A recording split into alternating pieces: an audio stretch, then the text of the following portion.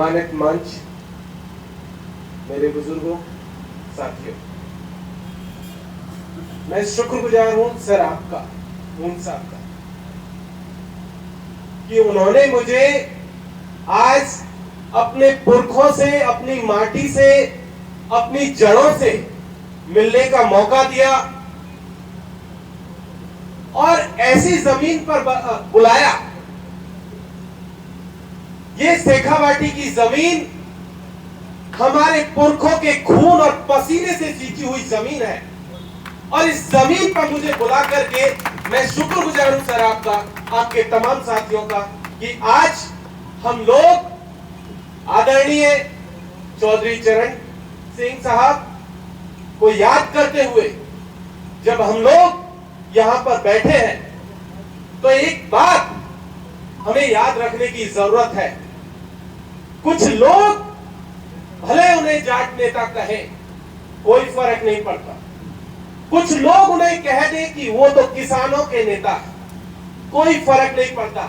लेकिन हम उनके वंशज, उन्हें इस देश का निर्माता कहते हैं, राष्ट्र निर्माता कहते हैं और ये हमें मानना होगा, ये स्वीकारना होगा। हमें उन्हें सीमित दायरे में देखने की जरूरत नहीं है। वो लोग तो कहेंगे, हमारे साथी ने कहा कि उनके मंत्रिमंडल में सिर्फ एक जाट नेता था, उन्हें जाट नेता कह दिया गया। उनका पूरा मंत्रालय उनकी जाति के लोगों से भरा रहा, उनके जाति के नेता आगे बढ़ते रहे, लेकिन कभी उन्हें जाति का नेता नहीं माना। लेकिन हमारे ऊपर एक ठप्पा उन्होंने लगाया। ऐसे में हमारी ये जिम्मेदारी है कि हम अपने पुरखों को याद करें और ये बताएं अपनी आने वाली पीढ़ी को कि वो लोग उस कद के नेता थे जिन्होंने इस देश को बनाने में अपना खून और पसीना लगाया। चौधरी चरण सिंह साहब कौन है? किसान के घर पैदा हुए, पैसे से किसान, पढ़ाई लिखाई के बाद वकालत की, किताबें लिखी, राजनीति की, समाज की सेवा की। एक राष्ट्र निर्माता यही करता है, वो तमाम सेक्शन को अपने योगदान देता है और चौधरी साहब ने वही योगदान दिया। इस देश के दलित, पिछड़े, आदिवासी, शोषित, वंचित तबके को उन्होंने दिल्ली की कुर्सी पर बैठा, सबको एकजुट किया। क्या कभी आपने उन्हें देखा कि सिर्फ जाटों की तरफदारी कर रहे थे? चौधरी साहब सिर्फ जाटों की तरफदारी कभी नहीं की। इस देश के हर एक तबके को आगे लेकर के गए और उन्हें एहसास कराया कि आप अपनी एक नजर खेत पर रखिए और दूसरी दिल्ली के लाल किले पर रखिए। उसका मतलब था कि अगर आप जमीन से जुड़े रहेंगे, आप उस समाज से आते हैं जो बंजर भूमि में भी जो है पेड़ उगा देता, हरियाली ला देता। आपको अपनी ताकत को पहचानने की जरूरत है। वो कहते थे कि इस देश का किसान अपनी ताकत को भूल चुका है, वो वापस अपनी ताकत को पहचाने। और माननीय चौधरी चरण सिंह साहब ने यही किया। उन्होंने उस ताकत को पहचाना और दिल्ली के तख्त पर वो बैठे। आप याद कीजिए उस दौर को, जब चौधरी साहब दिल्ली की तरफ जाते थे। एक चीज बड़ी याद करने की जरूरत है चौधरी साहब के साथ। दरअसल चौधरियों का एक बड़ा पुराना इतिहास है, बहुत पहले से। चाहे टीके साहब का बात कर लीजिए, ताऊ देवीलाल जी की बात कर लीजिए और बाकी चौधरियों की भी बात कर लीजिए। जब चौधरी साहब दिल्ली की तरफ बढ़ते थे, लाल किले की तरफ बढ़ते थे, पोर्ट क्लब की तरफ बढ़ते थे, तो दिल्ली की सरकारें दाएं बाएं होने लगती थी।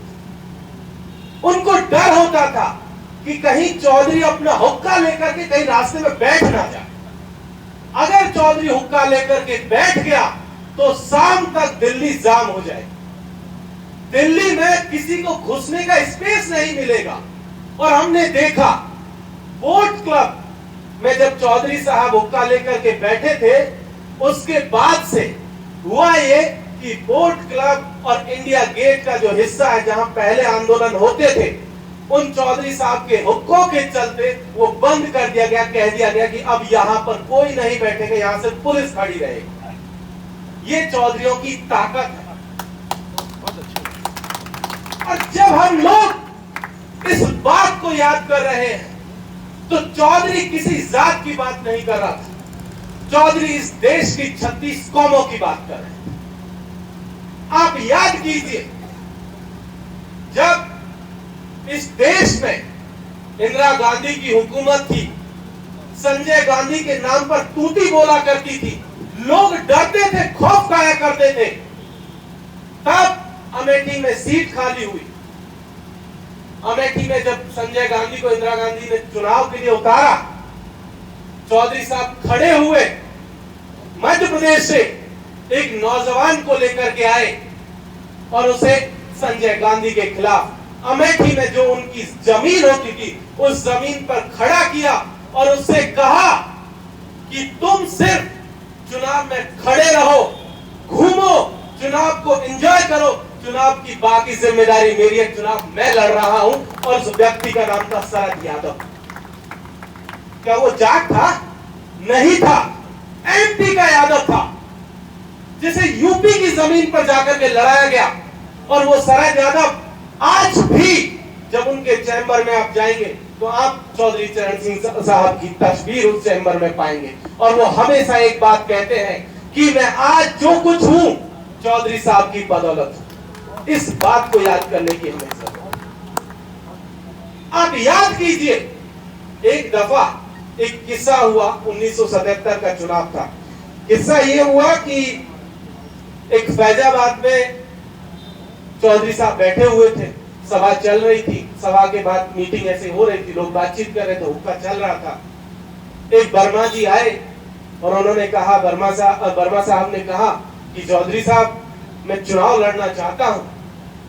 चौधरी साहब ने कहा कि अगर चुनाव लड़ना चाहते हो तो जाओ, अपने इलाके में जाओ, काम करो और तुम्हें टिकट दे दिया जाएगा। तो वर्मा जी ने डरते हुए कहा, क्योंकि बड़े कद्दावर नेता हैं चौधरी साहब, बोलने में भी हिचक है, कैसे कह दे।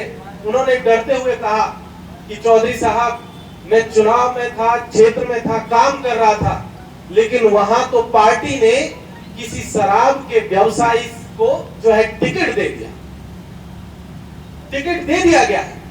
चौधरी साहब ने उस समय जो यूपी प्रभारी थे उनको तुरंत बुलाया और पूछा कि भाई किसको टिकट दिया है।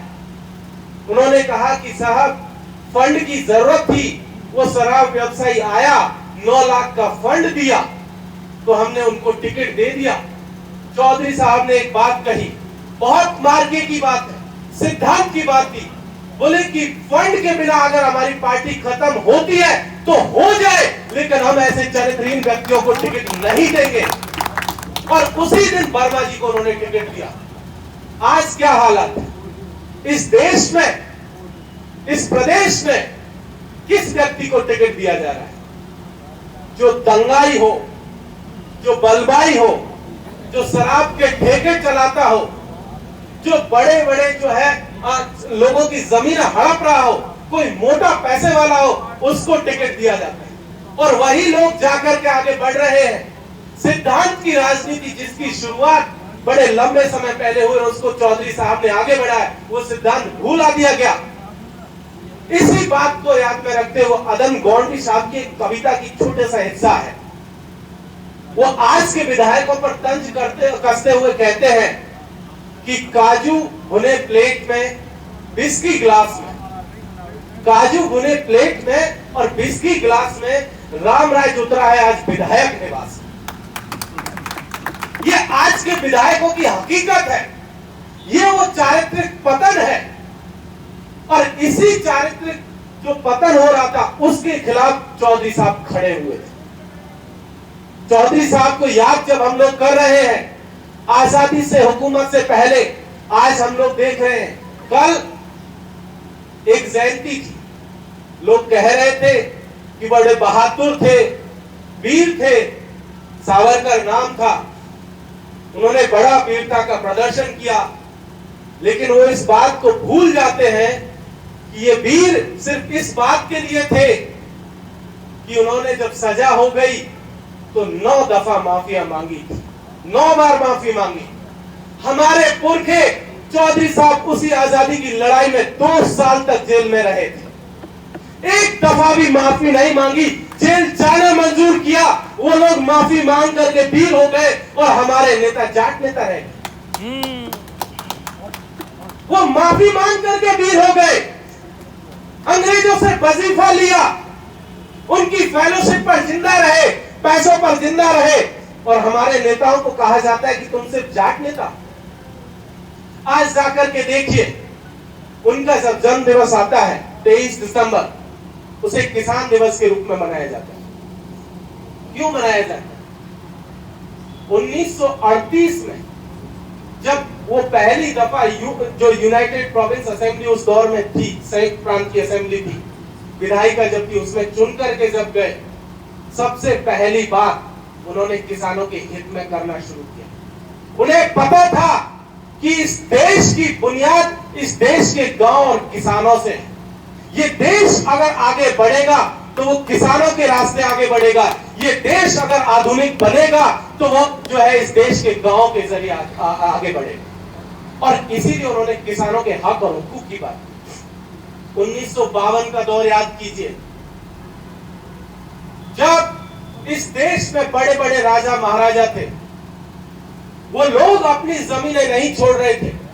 उस दौर में चौधरी साहब ने यूपी के भीतर जमींदारी उन्मूलन के लिए कानून लेकर के आए और उन्होंने कहा कि जो जिस जमीन को जोत रहा है, जो जिस जमीन को बो रहा है, वो उसी की जमीन है, किसी राजा और महाराजा की जमीन नहीं होगी। ये चौधरी साहब की विरासत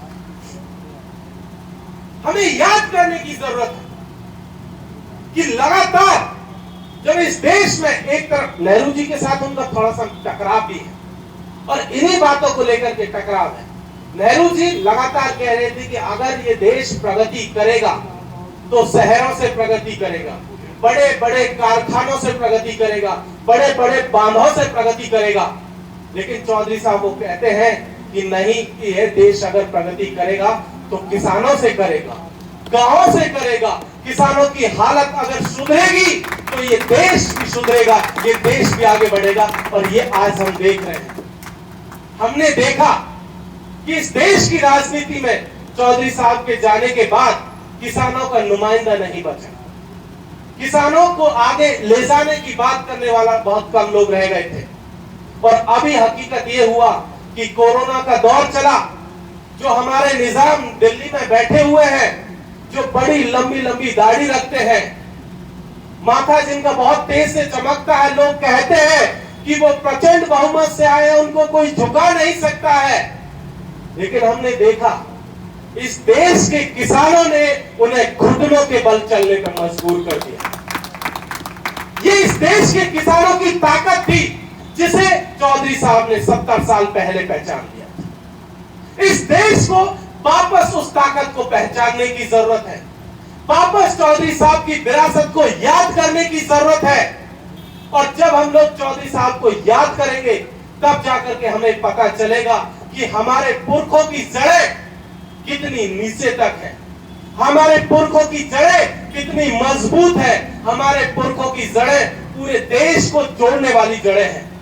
ये विरासत आज जो लड़ाई चल रही है, माननीय चौधरी साहब सिर्फ व्यक्ति नहीं है, ये एक विचार है। जब हम लोग किसी विचार की बात करते हैं तो विचारों को लेकर के भगत सिंह कहते थे कि विचार अमर है, विचार कभी खत्म होने वाले नहीं है। चौधरी साहब को 35 साल हो गए, लेकिन आज भी हम उनके विचारों को याद कर रहे हैं और उन्हें आगे ले जा रहे हैं। यही उनकी ताकत है और इसी ताकत को पहचानने की जरूरत है। आज जिस दौर में खड़े हुए हैं वो दौर कौन सा है? इस दौर में एक तरफ हिंदू और मुसलमान किया जा रहा है, लोगों को बांटने की कोशिश की जा रही है। इस बात को भी चौधरी साहब पहचानते। सांप्रदायिकता पर अंकुश लगाओ, इसी नारे के साथ बड़ी बड़ी रैलियां चौधरी साहब ने की थी, क्योंकि इस खतरे को वो जान रहे थे कि अगर इस खतरे को नहीं रोका गया तो ये देश टूट जाएगा, ये देश बिखर जाएगा। और इसीलिए सांप्रदायिकता पर, हिंदू मुस्लिम के विभाजन पर रोक लगाने की बात माननीय चौधरी साहब कर रहे थे, इस देश को जोड़ने की बात कर रहे थे। आज कुछ लोग जो है खोदने की बात करें, बहुत खुदाई की बात करें, इसको खोद डालिए, उसको खोद डालिए, इस मस्जिद को खोद डालिए, उस मीनार को खोद डालिए, इस दरगाह को खोद डालिए।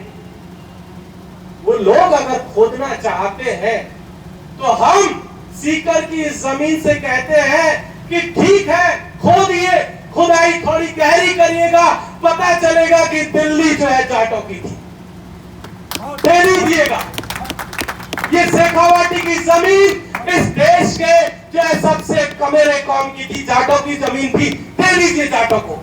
खुदाई थोड़ी करने का मन है, गहरी करिए, अच्छा लगेगा, हमको भी अच्छा लगेगा। आप खाली कीजिए राष्ट्रपति भवन, खाली कीजिए प्रधानमंत्री भवन, हमारी जमीन थी। 300 गांव थे जाटों के जो उजाड़े गए थे, लगभग 250 गांव थे गुर्जरों के जो दिल्ली से उजाड़े गए थे, खाली कीजिए, हमारी जमीन है। आप खुदाई करना चाहते हैं, खोदिए, हमें भी मजा आएगा, हम तो चाहते हैं, पर खुदाई ईमानदारी से की। कुछ लोग आजकल देख रहे हैं, ये देश तो हमारा बहुत त्योहार मनाने वाला देश है, मौका चाहिए हो किसी में भी हम लोग सेलिब्रेट कर लेते, बस मौके का इंतजार रहता है। कोई आकर के कह दे कि यार मेरा आज जो है मेरी पगार जो है टाइमली मिल गई, दूसरा कहता है चलो सेलिब्रेट करते हैं, चलो पार्टी करते हैं। ये देश तो ऐसा है, किसी के घर में भैंस ब्याई और खीर बांटने पूरे मोहल्ले में चल दिए, चलते हैं ना, हम तो सेलिब्रेट करने वाले लोग हैं, छोटी छोटी खुशियों को सेलिब्रेट करने वाले लोग हैं। लेकिन आज दिल्ली की गद्दी पर जो लोग बैठे हैं, जो हुक्मरान बन करके बैठे हैं, वो इस खुशी को छीनना चाहते हैं, इस बंटवारे को जो है करना चाहते हैं इस देश में। वो क्या कर रहे हैं? वो हिंदू मुसलमान कर रहे हैं। जब वो हिंदू मुसलमान करते हैं तो वो इस देश के दलित, पिछड़े, आदिवासी, वंचित, शोषित तबके के जो नौजवान हैं, जो हमारे और आपके परिवारों से जो नौजवान आते हैं, उन नौजवानों को गुमराह करते हैं और वो कहते हैं कि बेटा हिंदू धर्म खतरे में है, उठाओ पताका और चढ़ जाओ मस्जिद के ऊपर, चढ़ जाओ मीनार के ऊपर, चढ़ जाओ दरगाह के ऊपर और उनको तोड़ डालो। हमने देखा ना पिछले दिनों रामनवमी के दिन क्या इन्होंने बलवा मचाया था, करौली याद कीजिए, मस्जिद के सामने क्या नारा लगाया था, टोपी वाला सर झुका के जय श्री राम बोलेगा, क्यों बोलेगा? किसने आपको हक दिया कि आप उनको ये कहे? नहीं बोलेगा। और ना हम बोलेंगे, हम वो बोलेंगे जो हम चाहते हैं और हमारे पुरखे सिखा करके गए थे। अगर आपको लगता है, उन लोगों को लगता है कि हिंदू धर्म खतरे में है, तो आए गृह मंत्री अमित शाह का बेटा बीसीसीआई छोड़ करके जाए मस्जिद पर, जाए कुतुब मीनार पर, जाए ज्ञान बापी पर, ताजमहल पर जाए झंडा लेकर के। किसने रोका है? अगर उनको लगता है कि हिंदू धर्म खतरे में है, तो गृह मंत्री का बेटा क्यों सांसद बन करके घूम रहा है? वित्त मंत्री के परिवार के लोग विदेश में क्यों पढ़ रहे हैं? अगर हिंदू धर्म खतरे में है तो वो बचाए ना। लेकिन उनको पता है कि ये जो हिंदू धर्म की जो गोली है, वो एक बात याद करते हैं, वो हमेशा जानते हैं कि ये इस देश के ये जो कमेरा कौम के लोग हैं, इन्हीं को दी जानी चाहिए। वो आपके बच्चों को मंदिर और मस्जिद भेजते हैं और वो अपने बेटे बेटियों को कोई पेरिस भेजेगा, कोई लंदन भेजेगा, कोई अमेरिका भेजेगा, कोई ऑक्सफोर्ड में भेज देगा, कोई कहीं भेज देगा, कोई बीसीसीआई का चेयरमैन बना दिया जाएगा। अगर हिंदू धर्म खतरे में है तो उन सबको छुड़ा के यहां बुला लीजिए, हम जो है उनको बचाने नहीं जाते। यहां से एक बात कहना बहुत जरूरी है, हमारे पुरखे, चाहे चौधरी चरण सिंह हो, अजीत सिंह साहब हो, ताऊ देवीलाल हो, बाबा साहब अम्बेडकर हो, जयपाल मुंडा हो, कबीर हो, नानक हो, कोई भी पुरखे हो, कभी मंदिर और मस्जिद की लड़ाई में नहीं गए। कभी उन्होंने कोई मंदिर बनाने के लिए लड़ाई नहीं लड़ी। उनकी लड़ाई सिर्फ दो बातों के लिए थी कि नौजवान स्कूल और कॉलेज में जाए, विश्वविद्यालय में जाए, अच्छी तालीम हासिल करे, अच्छी नौकरी हासिल करे और इस देश के जो मेहनतकश लोग हैं वो इस सिस्टम का हिस्सा बने, वो राजनीति में आए, वो व्यवसाय में आए और वहां जाकर के वो अपना हिस्सा क्लेम करें। लेकिन आज ये लोग हमारे हाथ में कलम और कॉपी को छीन करके तलवार देने की कोशिश कर रहे हैं और इसी तलवार के खिलाफ हमारी लड़ाई है और माननीय चरण सिंह साहब जो है यही बात करते हैं, यही उनकी पूरी लड़ाई थी। क्या कभी आपने देखा कि चौधरी साहब किसी मंदिर की लड़ाई में गए थे? नहीं गए। ताऊ देवीलाल गए थे? नहीं गए। किसी मंदिर को बनाने की लड़ाई में नहीं गए। उन्होंने अपने नौजवानों को कहा कि स्कूल जाओ, कॉलेज जाओ, अच्छे विश्वविद्यालय में जाओ और उसी से आपका रास्ता निकलेगा। लेकिन आज जो उनका सपना था, उनका सपना यही था कि इस देश के कमेरा कौम के लोग, जो मेहनतकश लोग हैं, जो श्रमजीवी हैं, जो मेहनत करके खाते हैं, किसानी करते हैं, मजदूरी करते हैं, ये लोग आगे बढ़े। लेकिन हो उल्टा रहा है कि इन श्रमजीवियों के ऊपर परजीवियों ने कब्जा कर लिया, जो सिर्फ लूट रहे हैं। आपने देखा होगा आजकल बड़ा गर्मी का माहौल है, बीच बीच में इश्तहार आने लगते हैं, कहीं कहीं लिखा रहता है कि फला भगवान के परिसर में एसी की जरूरत है, गर्मी बहुत लगती है, ईश्वर को जो है एसी लगाया जाए। आपने देखा हो, कहा जा रहा है आजकल, पहले तो दान पेटी होती थी चंदे के लिए, आजकल तो उन्होंने वो ऐप भी लगा दिए हैं कि स्कैन करके सीधा पैसा डाल दीजिए, जरूरत भी नहीं है कैश अगर नहीं है जेब में तो सीधा स्कैन करिए, चढ़ावा चढ़ा दीजिए। उन लोगों से बस इतना ही कहने की जरूरत है कि ये कब तक परजीवीपना जीता रहोगे? आओ हमारे साथ, हम आपको बताते हैं कि मेहनत क्या होती है, श्रम क्या होता है और ये जो श्रम की लूट है, इस लूट के खिलाफ ही पूरी की पूरी लड़ाई हमारी है। आज इस देश में जो सबसे बड़ी जरूरत थी, शिक्षा, रोजगार, दवाई, उसके खिलाफ इस देश के हुक्मरानों ने जंग छेड़ी।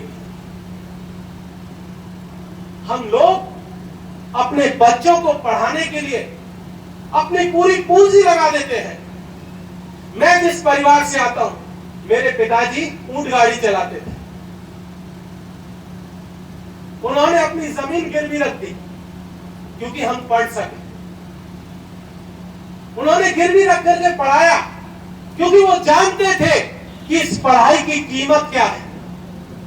वो जानते थे कि उनके पुरखों का किस तरीके से शोषण हुआ है। वो जानते थे कि ये शिक्षा का क्या महत्व है और अगर ये पढ़ लिख लेंगे तो आगे जाकर के अपने बाकी लोगों को, अपने इस मेहनत का कौम को, इस किसानों को, इन मजदूरों को बता सकेंगे कि हमारे साथ किस तरीके का जुल्म हुआ है, किस तरीके की ज्यादती हुई है।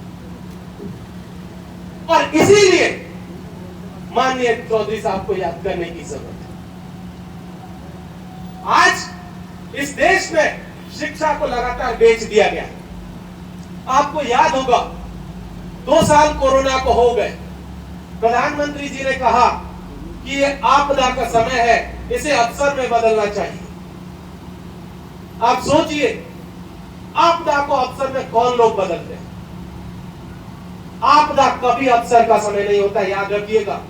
क्या आपके घर में दुख होता है तो आप मौका तलाशते हैं कि इसकी गर्दन काट दे, इसका कुछ और कर दे?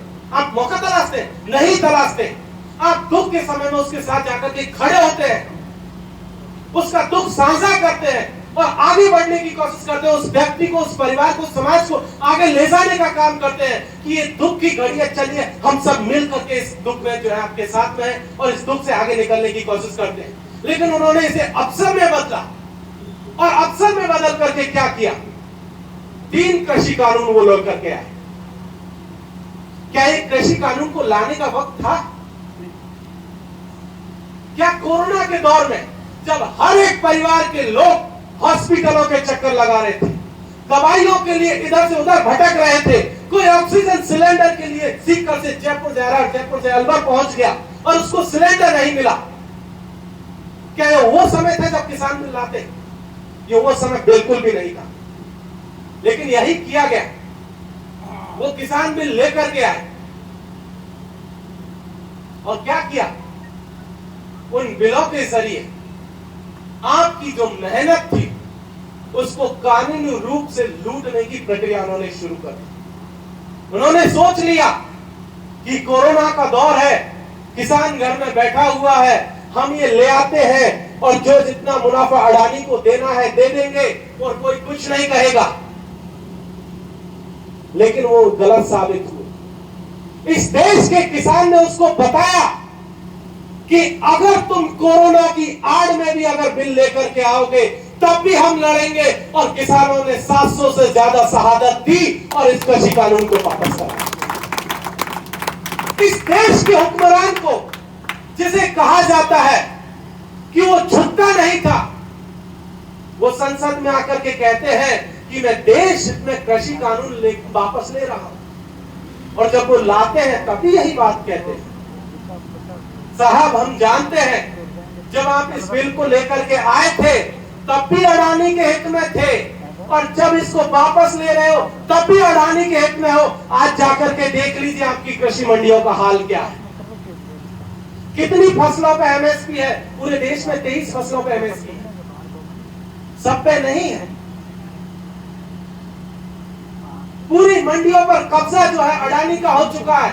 बड़े बड़े गोदाम, इसी साल में हमने देखा जब हिमाचल में सेब की पैदावार हुई, 18 रुपया किलो का दाम किसान को दिया गया था। 18 रुपया किलो। क्या आप यहां सेब 18 रुपए किलो में खरीदते हैं? 100 के आसपास रहता है हमेशा, कभी 80, कभी 90, कभी 70 से नीचे नहीं आता, 100, 150 तक जाता रहता है। बीज का पैसा किसने खाया? अडानी ने खाया, पूंजीपतियों ने खाया, और ये बिल उसी लिए लेकर के आए। दूसरी आपके ऊपर चोट की, इसी कोरोना की आड़ में वो न्यू शिक्षा नीति लेकर के आए। उन्हें पता था कि इस देश का किसान, इस देश का मजदूर शिक्षा के महत्व को समझता है। वो अपने बच्चे को पढ़ा रहा है। वो बच्चा जब पढ़ रहा है, कोई दिल्ली विश्वविद्यालय में जा रहा, कोई ऑक्सफोर्ड जा रहा, कोई बाहर जा रहा है, और वो बाहर से सवाल पूछता है सरकार से। इसीलिए वो नहीं चाहते कि वो बच्चे पढ़ लिख करके आगे बढ़े और सवाल पूछना शुरू करें। इसीलिए उन्होंने नई शिक्षा नीति के नाम पर शिक्षा को बेच दिया। आप याद करिए, जो नौजवान यहां बैठे हैं, साथियों आपको बता दूं, अभी जो प्राइवेट एजुकेशन हो रहा है, मुझे नहीं पता आप सिंपल जो बीए करते हैं उसकी फीस कितनी है, लेकिन दिल्ली के भीतर एक प्राइवेट यूनिवर्सिटी है जिसकी 1 साल की बीए की फीस 3 लाख रुपए। आप याद कीजिए, कौन ऐसा परिवार है जो 1 साल की बीए की 3 लाख रुपए फीस दे पाए? नहीं दे पाएगा। और जब वो फीस नहीं दे पाएगा तो क्या होगा? वो शिक्षा से बाहर हो जाएगा। वो मेहनत करेगा, मजदूरी करेगा और अपने पुरखों की तरह वापस उसी काम में जुट जाएगा, और उसके हाथ से सारी चीजें छीन ली जाएगी। ये नई शिक्षा नीति के नाम से हो रहा है। आपकी नौकरियों में जो रिजर्वेशन की घोषणा की, चौधरी साहब ने लगातार उसकी वकालत की रिजर्वेशन की, चाहे मंडल कमीशन का मामला हो, चाहे एसटी/एससी रिजर्वेशन का मामला हो, और तो और आजादी से पहले का दौर याद कीजिए, जब वो यूनाइटेड प्रोविंस के असेंबली में थे, संयुक्त प्रांत असेंबली में जब थे, तब भी उन्होंने रिजर्वेशन की बात की अंग्रेजी हुकूमत के दौर में, और कहा था कि किसान परिवारों से जो लोग आते हैं उनके लिए नौकरियों में 60% सीटें सुरक्षित की जाए। वो आजादी से पहले ये लड़ाई लड़ रहे थे। क्यों लड़ रहे थे? वो जानते थे कि चाहे अंग्रेज हो या आने वाले दिनों में दूसरे लोग होंगे, अगर हमारे लोग सिस्टम में नहीं पहुंच पाए तो इन बाकी जो नौजवान पीढ़ी उनको मौका नहीं मिलेगा। और आज यही हो रहा है। आज की तारीख में याद कीजिए, आपका कितना हिस्सा है नौकरियों में, कितना हिस्सा है ब्यूरोक्रेसी में। आपको पता है इस देश में पिछले 3 साल में 340 आईएएस ऑफिसर्स, और आईएएस भी नहीं, सेक्रेटरी, जॉइंट सेक्रेटरी, डायरेक्टर्स, बिना एग्जाम के, बिना इंटरव्यू के सीधे बना दिए गए बीजेपी सरकार में, मोदी जी ने। 340, उसे लैटरल एंट्री कहते हैं। आपका बेटा, आपकी जमीन बिक जाएगी और तब जाकर के तैयारी करता रहेगा। हो सकता है पास हो जाए, पास होने के बाद कम से कम 10 साल अच्छी जगह रहेगा, तब जाकर के सेक्रेटरी बनेगा। और उन्होंने बिना किसी प्रक्रिया के सीधा आईएएस और डायरेक्टर और डिप्टी डायरेक्टर और सचिव बना दिया। ये किसके ऊपर हमला है? ये आपके ऊपर हमला है। और वो अब इसी लेटरल एंट्री को आपकी यूनिवर्सिटीज में ला रहे हैं। वो कह रहे हैं कि यूनिवर्सिटीज में भी हमको इसी लेटरल एंट्री को लाने की जरूरत है। इसके जरिए क्या होगा? कौन लोग होंगे जो प्रोफेसर बनेंगे? मैं तो पढ़ लिख करके बन गया, लेकिन क्या मेरे बाद में ये जो नौजवान बैठे हुए हैं, ये लेटरल एंट्री से बन पाएंगे प्रोफेसर? नहीं बन पाएंगे। या तो आप आरएसएस ज्वाइन कीजिए, या फिर उनके साथ जो है गुलामी स्वीकार कर लीजिए। और अगर आपसे दोनों नहीं हो सकता है तो आप प्रोफेसर, आईएएस नहीं बन पाएंगे। और ये आज का सबसे बड़ा संकट है। प्राइवेटाइजेशन जिस तरीके से हमने देखा, रेल को बेच दिया। 2014 को याद कीजिए, जब नरेंद्र मोदी जी प्रधानमंत्री बनने की रेस में थे, तो एक नारा लगाते थे, कहते थे, सौगंध मुझे इस मिट्टी की, मैं देश नहीं बिकने दूंगा। नारा लगाया था ना, और क्या किया? रेल बेच दिया, गेल बेच दिया, रेल बेच दिया, एयरपोर्ट बेच दिया, सड़क बेच दी, जंगल बेच दिए, खेत बेच दिए। कुछ बचा है? कुछ नहीं बचा है। आजकल तो लोग मजाक में ये कहने लगे कि सरकार को बताइए मत कि अभी ये चीज बची हुई है, नहीं तो उसको भी बेच देंगे। ऐसा आलम है।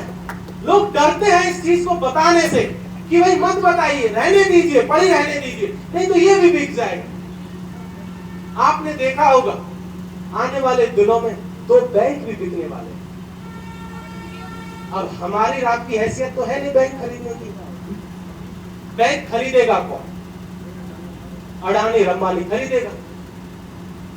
तो एक चीज समझिए, इस देश को जब अडानी और अंबानी को ही चलाना है, तो प्रधानमंत्री जी एक बार आकर के लाल किले से कह दें कि भाई सीधा वोट जो है अडानी और अंबानी जी को ही दे दीजिए, क्योंकि देश तो वही चला रहे हैं। उन्होंने पूरा उनको बेच दिया।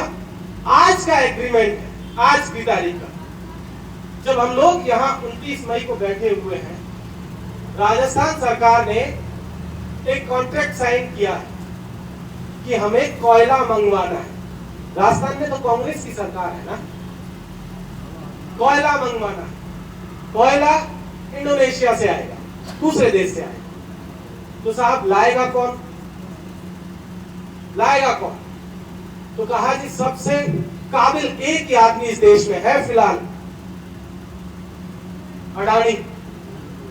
बोली उसी से मंगवा लेते हैं, और कोयला मंगवाने का ठेका अडानी को दे।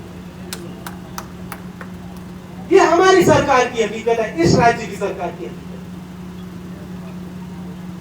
और जब बात हमारी सरकार की, इस राज्य सरकार की चली है, तो देख लीजिए कहानी क्या है। वो लोग गायब है, कहीं दंगे हो रहे हैं, कहीं लोगों को मारा पीटा जा रहा है, महिलाओं के उत्पीड़न का मामला हो, दलितों के उत्पीड़न का मामला हो, किसानों की जमीन की कुर्की का मामला हो, ये राज्य अब अव्वल दर्जे पर है, अव्वल दर्जे पर है। रोज खबर आती है कि इस हिस्से में किसी महिला के साथ रेप हो गया, किसी दलित को मारा पीटा गया। आपको याद होगा कि हुआ था ना पाली में, जितेंद्र मेघवाल को मूंछ रखने पे मारा गया। सिर्फ किस लिए? क्योंकि मूंछ रखी हुई थी।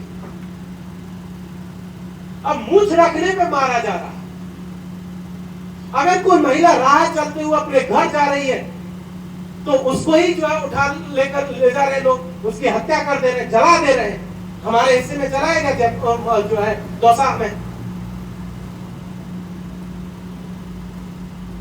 तो दलितों का मसला आप याद कीजिए, अभी तो थोड़ा सा रोक लग गया पिछले 3-4 महीने से। हमारे हिस्सों में किसानों की जमीनें लगातार कुर्की की गई,